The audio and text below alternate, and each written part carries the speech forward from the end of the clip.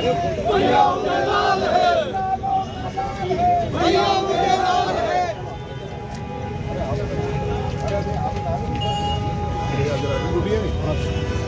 एक बार बेटा तू किधर बुला लो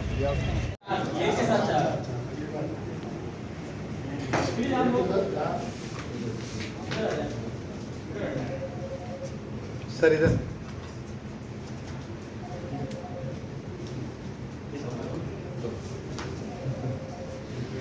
वाले हैं तो मेरे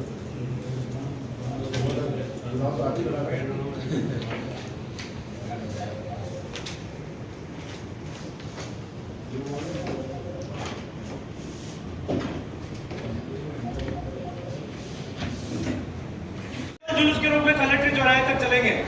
रामलाल जी ने जो कहा वो बात आप जो नरेगा श्रमिक परसों सीपी साहब के नामांकन में सरपंचों के द्वारा भर भर के लाए गए थे, उनको आपको बताऊं क्या आए और संक्षिप्त में अपनी बात रखें।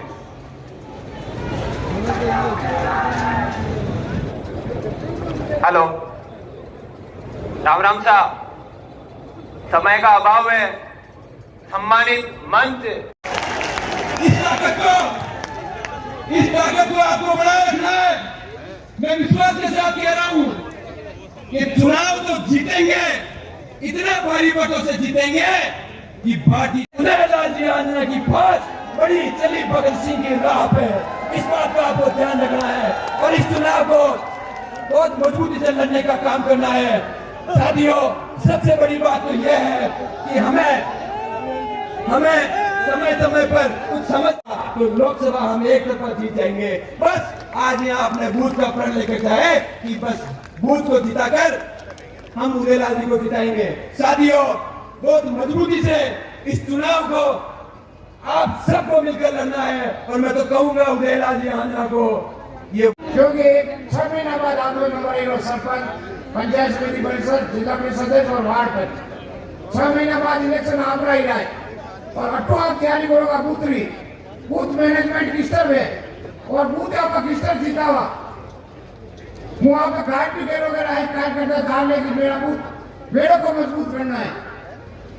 वहां कोई शक्ति नहीं है, आप लाखों वोटों आप जीतोगा।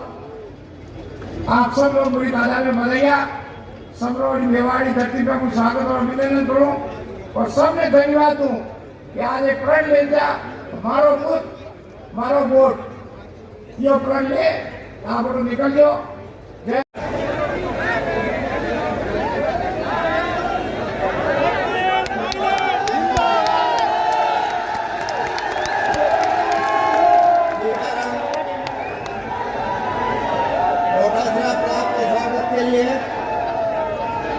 अब मैं अनुरोध करूंगा आजना साहब से हमारे युवा शक्ति के सरताज और आंदोलन के चेहरे सचिन जी पायलट साहब का हार्दिक स्वागत, अभिनंदन।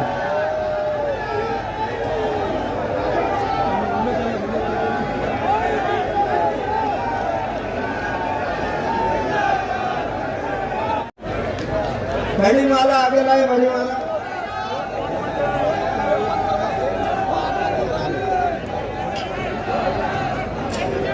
मैं अनुरोध करूंगा स्वागत उद्बोधन के लिए आपको और हमारे सबके चहेते आदरणीय उदयलाल जी आंजना साहब पधारे और स्वागत उद्बोधन दें।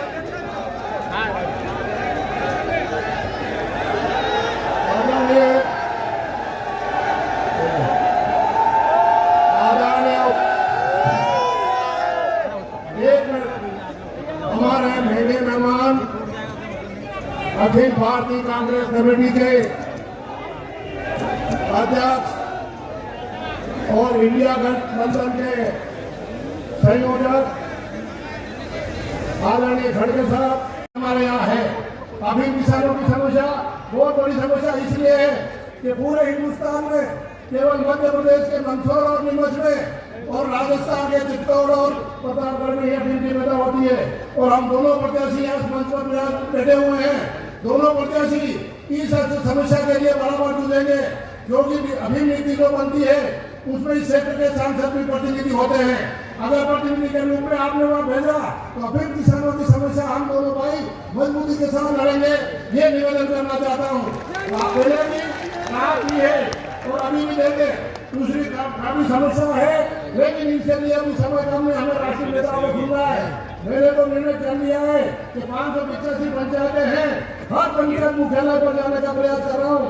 तो अपनी बातें तो पंचायत मुख्यालय पर करता रहूंगा, लेकिन आप 11 बजे से यहाँ बैठे हुए हैं, ज्यादा लंबा बोलूंगा तो हमारे राष्ट्रीय नेताओं को सुनना बाकी रह जाएगा, इसलिए मैं ज्यादा बात नहीं कह रहा हूँ। लेकिन ये जरूर कहना चाहता हूँ कि निसंदेह समर्थन मूल्य पे खरीद होनी चाहिए। आज सरसों का भाव 5600 रुपए है और बाजार में 4700 रुपए में सरसों बिक रही है।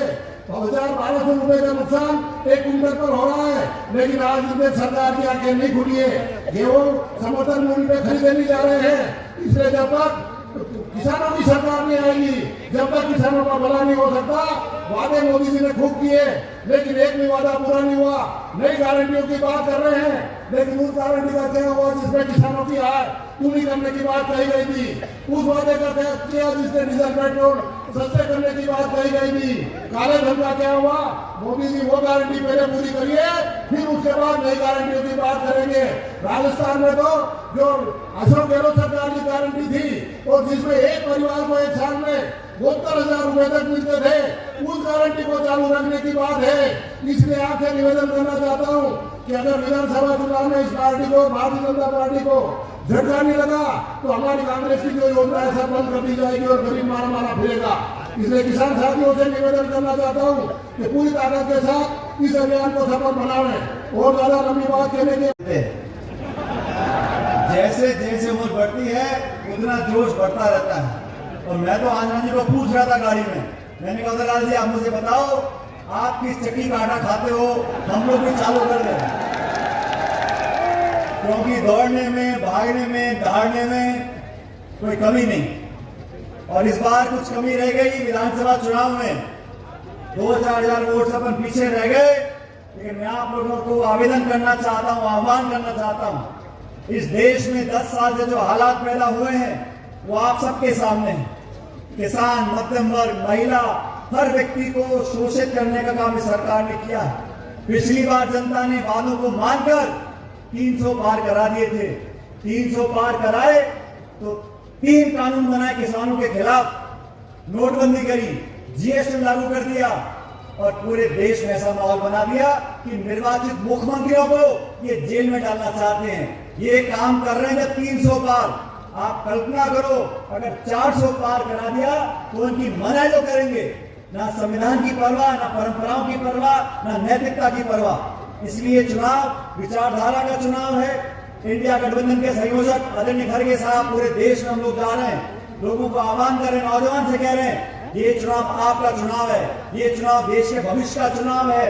और जो सरकार 10 साल से जानबूझकर संवैधानिक संस्थाओं को नीतिगत तरीके से खोखला करने का काम कर रही है, जो सरकार दबाव की राजनीति करती है, जो सरकार आक्रमण की राजनीति करती है, जो दल प्रतिशोध की भावना से विपक्ष को खत्म करने का काम करना चाहता है, उन लोगों को मुंह तोड़ जवाब देने का काम आप लोगों को करना है। और एक कांधल के लोग, चित्तौड़ के लोग, आप लोग जांबाज लोग हो, आप बहकने वाले नहीं हो, आप आसानी से भावनाओं में बहने वाले लोग नहीं हो। मैं आप लोगों को आह्वान करना चाहता हूं, इस देश के भविष्य की खातिर किसान, नौजवान, महिला, कमेरे सब इकट्ठे हो जाओ और हाथ के निशान पर 26 तारीख को बटन दबाकर आप कांग्रेस पार्टी को जिताओ। अभी सारी बात आंजना जी ने बोल दी। अब आंजना जी को मैं भी अच्छी तरह से जानता हूं और उदयलाल आंजना जी आज के नहीं है, बहुत पुराने हैं। जब मैं अध्यक्ष था तो मेरी कमेटी में उपाध्यक्ष के काम करते थे। जब पार्टी ने कहा झंडा गाड़ कर खड़े जाते थे। और हमारे दोनों का संबंध भी कुछ ऐसा है, उदयलाल जी का खट्टा भी है, मीठा भी है, लेकिन पक्को बुलाना पड़ेगा। सीपी जोशी जी को मोनियो बुला दोगा के बुला दोगा, उदयलाल आंजना ने दिल्ली भेज दोगा, दिल्ली भेज दोगा। तो भाई जी मैं थाने सलूट करवाने और 4 जून में रिजल्ट वाले दिन सुपर डुपर गावाने नाच बाने गोविंदो ठाकराव है माने खड़गे साहब ने उठनो है। सुन लिया एक बार से काम कर दे, मैं चिंता ही मत करो। सह काम कर देंगा, लेकिन सीपी जोशी जी मेरे लक्ष्मणगढ़ में जाए और बैठे हैं जी कर रहे हैं नहीं यहाँ। हाँ, बिन मेटनी है। डोटासरा ने ये कर दिया, डोटासरा ने वो पेपर चोर लिया, फलाना कर दिया, ढीकड़ कर दिया। मेटा ने पेपर चोर लगाएंगे। किसान का बेटा हूं, किसान के दर्द को समझता हूं, और इसीलिए मैंने निवेदन किया, उदयलाल जी आप विधानसभा का चुनाव भले हार गए, लेकिन आपकी हिम्मत को मैंने देखा है, आपकी दिलेरी को मैंने देखा है, किसानों के प्रति जो आपका प्यार है वो मैंने पढ़ा है, इसलिए उठ खड़े हो।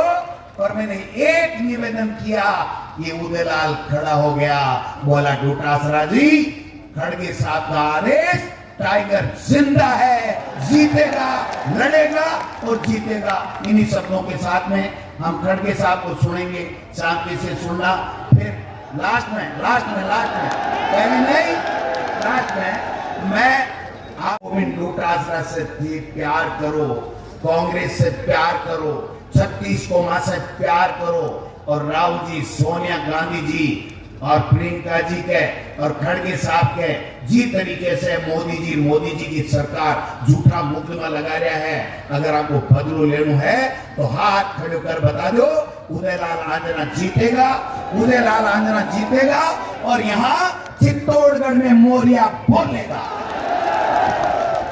बहुत बहुत धन्यवाद, बहुत बहुत आभार डोटासरा साहब। मैं स्वातंत्र सेनानी बन के गए, देश के लिए वो अपनी जान की कुर्बानी दी, लेकिन मुझे बताओ जोशी साहब, किसी को सुना मुश्किल है हमारा करने के लिए। तो ये जो है सीपी जोशी जी, आप बताइए कि आपके लोग, आपके लीडर्स, आपके आरएसएस के लोग, आपके बीजेपी के वर्कर्स, कितने लोग आजादी हासिल करने के लिए मर चुके हैं, फांसी पे फंदे पे चढ़े हैं। हमको बताओ हिसाब दो, हमारे लोग फांसी पे फंदे पे चढ़े, मरे, जुलूस निकाले, लाठियां खाए, लाखों लोग अपना घर बार छोड़ के देश के आजादी के लिए लड़े, वो कांग्रेस पार्टी के लिए। तो तुम्हारे घर में कौन आगे आकर देश के लिए काम किया वो बताओ। क्या मोदी जी है? क्या शाह के घर में? क्योंकि शाह तो प्रॉपर्टर पैदा भी नहीं हुआ था उस वक्त, इसलिए मैं उनके बारे में कुछ नहीं कहना चाहता। और मोदी जी की हालत वही है, लेकिन तुम्हारे पुरखे और तुम्हारे तो बाप दादा है बीजेपी में, आरएसएस में, उनकी हालत क्या थी? अरे तुम तो ब्रिटिशरों के साथ थे, जब गांधी जी लड़ रहे थे तुम लोग खुशियां मना रहे थे, तुम लोग सरकारी नौकरियों में घुस रहे थे, इधर हमारे लोग, कांग्रेस के लोग लाठियां खा रहे थे। पंडित जवाहरलाल नेहरू जी हो, महात्मा गांधी जी, वल्लभ भाई पटेल, अब्दुल कलाम आजाद, ऐसे बहुत, सुभाष चंद्र बोस, सब ये कांग्रेस की बहुत बड़ी लंबी फेरी तुम्हारे पास गिनो। अब हमने देश को जो आजादी दिलाई, उस कुर्सी पे आके आप बैठे हैं, और वो भी जो जवाहरलाल नेहरू जी और डॉक्टर बाबा साहब अम्बेडकर ने इस देश को जो लोकतंत्र का मंत्र दिया, संविधान दिया, उस संविधान और लोकतंत्र के वजह से ही आप इस देश में प्रधानमंत्री बने हैं। आपको पहली नौकरी पक्की कर रहे, क्योंकि इसमें जो इंडस्ट्रीज है वहां पर इनको ट्रेनिंग दिया जाएगा, इनको पैसे दिए जाएंगे और ये लोग काम करके ट्रेनिंग लेके आगे आएंगे और हम किसानों का कर्ज माफ कर देंगे